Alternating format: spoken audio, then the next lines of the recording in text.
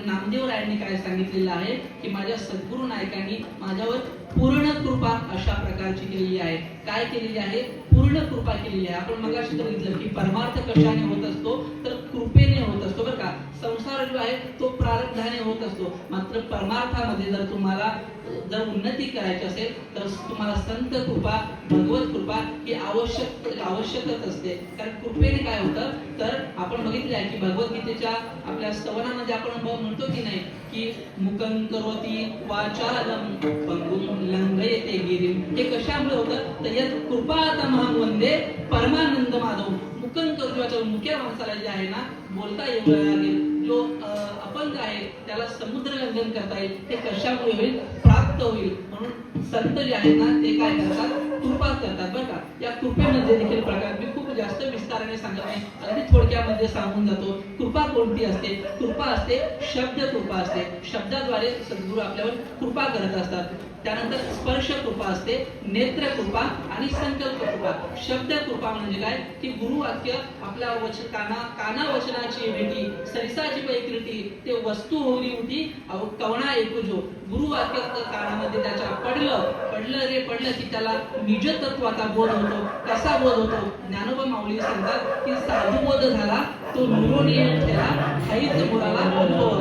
कसा होतो तर उदाहरण देखील पुढे सांगतात. कापुराच्या वाती उजळल्या ज्योती निज ज्ञानाने जो आहे ना प्रज्वलित होतो. मात्र त्यानंतर काय होतं की कापुराच्या वाती उजळल्या ज्योती मग पुढे वाढत जाते का? नाही, ठाईच समाप्ती झाली तशी. म्हणजे निजतत्व बोधाचा आपल्याला आत्मसाक्षात्कार झाल्यानंतर माणूस जो आहे ना अंतर्मुख होतो. ही झाली शब्द कृपा. त्यानंतर नेत्र कृपा म्हणजे सद्गुरू आपल्या कृपा कटाक्षाने जे आहेत ना आपल्या शिष्याला ज्ञानात कृपा कटाक्षे न्याहाळिले आपुल्या पदी बैसविले.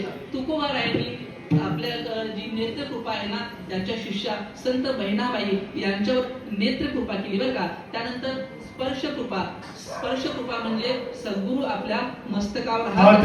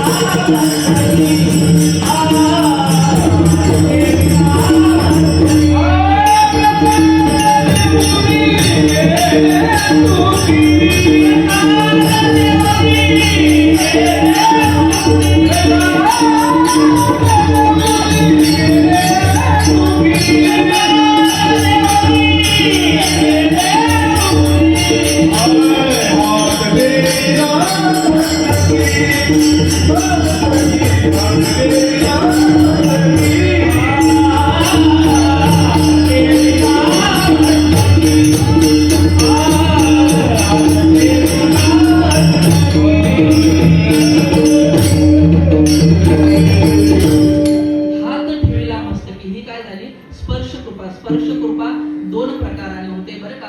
सद्गुरू जे आहेत ना आपल्या शिष्याच्या मस्तकावर हात ठेवतात किंवा मग आलिंगन देतात. लावणीया हात कुरवाळीला माता सांगितले चिंता न करावे. ही झाली हस्तकृपा. हाताने मस्तकावर जे आहे सद्गुरूने कोणाला सद्गुरूंनी कृपा केली तर आपण पाहू शकतो की भगवान श्रीकृष्णाने जे आहे ना सुधारायला काय केलं? आलिंगन दिलं आणि त्याचं दुःख दारिद्र्य जे काही आहे हे सर्व विठ्ठला